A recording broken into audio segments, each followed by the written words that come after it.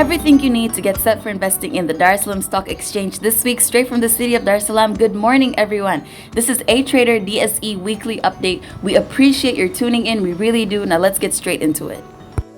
Alright, let's start with the most liquid shares, and these were the shares that were the easiest to buy and sell the most last week, and they include the following. At number 1, we have CRDB Bank accounting for 37% of the total volume traded for the week, followed by NMB Bank accounting for 32%, and lastly we have Tanzania Cigarette Company accounting for 7% of the total volume traded for the week.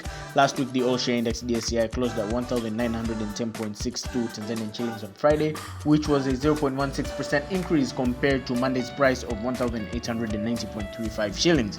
This was mostly attributed by an increase in the share price in the bank, finance and investment sector, of which we'll get into shortly.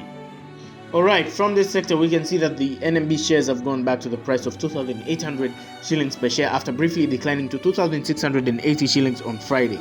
The rise could possibly be due to the fact that the company has consistently been providing excellent financial results to its shareholders, and this was recently clarified after they had released their half-year financial statements, of which had shown that they had earned a profit of 207 billion Tanzanian shillings, profit of which was close to the one they had made in the full year of 2020 at 210 billion Tanzanian shillings. Therefore, as a result, its shares were demanded more than the supply at that given time, hence causing the share prices to go up in price.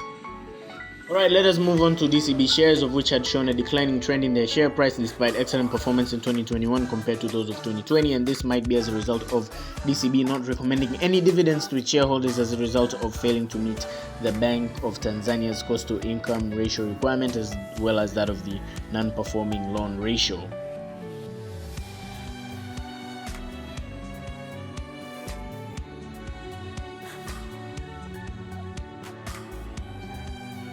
Alright, let us move on to company news, whereas on the 25th of July, Jatu's board of directors held an extraordinary meeting regarding the restructuring of the company's administration and business model, whereas a part of the restructuring led to the departure of Mr. Peter Isari Gasaya as the Chief Executive Officer of Jatu PLC, effectively from 1st August 2022, and during this interim period, the board of directors of Jatu PLC announced the appointment of Mr. Mohamed Issa Simbano as the acting Chief Directing Officer of the company, while the search for a substantive CEO is ongoing.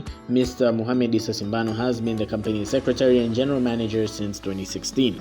After this information has been made public, Jatu prices have gone down by 9.09% from 330 shillings on Monday to 300 shillings on Friday, with the shares trading at highs of 320 shillings per share and lows of 295 shillings per share. The company's shares declining could perhaps be an indicator that shareholders aren't confident with what's to come in the unforeseen future as a result of these administrative changes, hence willing to cash out the investments from the company. Alright, let us move on to Treasury bond trading. Last week, the most rated Treasury bonds were the 15 and 20-year Treasury bonds offering the old coupon rates, as well as the 20-year Treasury bonds offering the new coupon rates, and here are the highlights. If we look at the 15-year Treasury bond with the old coupon rates, we can see that they were traded at premium prices, with the most expensive one being traded at an average price of 120.6018 shillings on Thursday. These prices led to the average yield trend we can see over here, while as we move on to the 20-year Treasury bonds with the old coupon rates, they also traded with premium prices, with the most expensive one being traded at an average price of 130.7031 on Monday, and we can see as a result of these prices, we can see the average yield trend over here. And lastly, we have the 20-year Treasury bonds with the new coupon rates. These were traded at slightly less premium prices, with the most expensive one being traded at 105.1500 on Wednesday. And as a result of that, we can see their yield trends over here. Now, let us move on to the upcoming 5-year Treasury bond auction.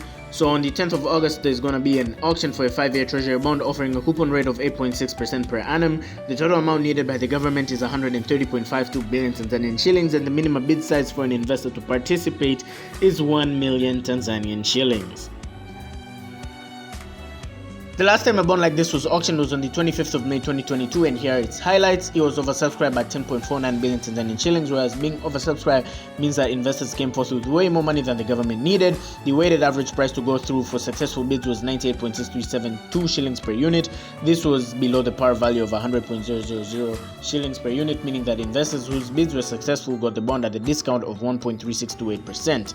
Here's the timetable showing the upcoming treasury bond auctions that are going to take place in the government fiscal year of of 2022-2023. And on Friday, there was a trade for the NMB 3-year sustainable bond with a coupon rate of 8.5%, traded at 79.999 shillings in one deal, which amounted to 10 million Tanzanian shillings. And with that said, thank you for choosing A-Trade as your partner to financial freedom. Don't forget to follow us on our social media platforms to keep you updated. Also, don't forget to check out our website at www.atrader.co.tz. Have a great week ahead and karibuni sana.